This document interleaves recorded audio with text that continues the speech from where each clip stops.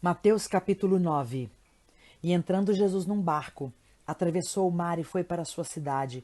E eis que lhe trouxeram um paralítico deitado em sua maca. Observando-lhes a fé, disse Jesus ao paralítico: Tem bom ânimo, filho, os teus pecados estão perdoados. Diante disso, alguns escribas diziam consigo mesmos: Este homem blasfema. Mas Jesus, conhecendo-lhes os pensamentos, questiona: Por que cogitai o mal em vossos corações? Pois o que é mais fácil dizer: Os teus pecados estão perdoados, ou levanta-te e anda? Entretanto, para que saibais que o Filho do Homem tem na terra autoridade para perdoar pecados, disse então ao paralítico: Levanta-te, toma a tua maca e vai para a tua casa. Levantando-se o homem, partiu para a sua casa. Ao ver isso, a multidão se encheu de temor e glorificava a Deus, pois dera aos homens tamanha autoridade.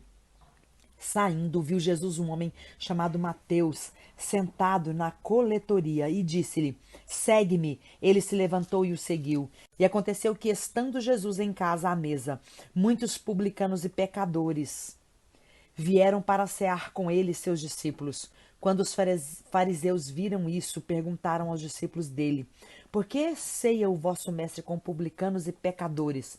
Mas Jesus, ouvindo, responde: Os sãos não necessitam de médico, mas sim os doentes. Portanto, ide aprender o que significa isto: misericórdia quero, e não sacrifícios, pois não vim resgatar justos, e sim pecadores. Então chegaram os discípulos de João e lhe perguntaram: Por que jejuamos nós e os fariseus muitas vezes e os teus discípulos não jejuam? Respondeu-lhes Jesus: É possível que os amigos do noivo fiquem de luto enquanto o noivo ainda está com eles?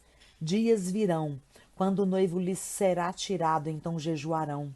Ninguém coloca remendo novo em roupa velha, porque o remendo força o tecido da roupa e o rasgo aumenta.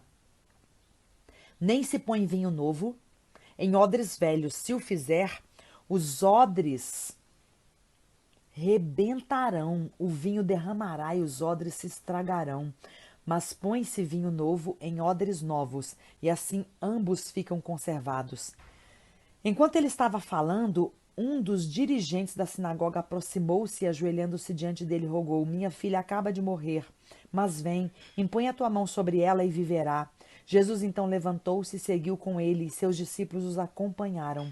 De repente, uma mulher que há 12 anos vinha sofrendo de hemorragia alcançou-o por trás e tocou na borda do seu manto, pois dizia essa mulher consigo mesma: Se eu conseguir apenas lhe tocar nas vestes, serei curada.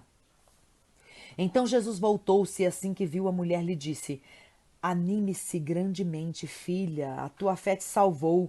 E desde aquele momento a mulher ficou sã.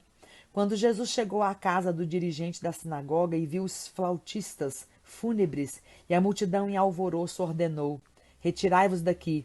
Esta menina não está morta, mas adormecida. E todos zombavam dele. Assim que a multidão foi retirada, Jesus entrou, tomou a menina pela mão e ela se levantou. Então a notícia desse acontecimento espalhou-se por toda aquela região. Partindo Jesus dali, 2 homens cegos o seguiram, clamando: Filho de Davi, tem misericórdia de nós. Entrando ele em casa, aproximaram-se os cegos e Jesus lhes perguntou: Credes que eu seja capaz de fazer isto? E responderam-lhe: Sim, Senhor. Então lhes tocou os olhos, dizendo: Seja-vos feito conforme a vossa fé. E os olhos deles foram abertos. Jesus os advertiu então severamente: Cuidai para que ninguém saiba disto. Contudo, ao partirem, propagaram os feitos de Jesus por toda aquela região. Após terem se retirado, algumas pessoas trouxeram a Jesus um homem mudo e possuído por um demônio. Assim que o demônio foi expulso, o mudo passou a falar, e as multidões, admiradas, exclamavam: Jamais se viu algo assim em Israel.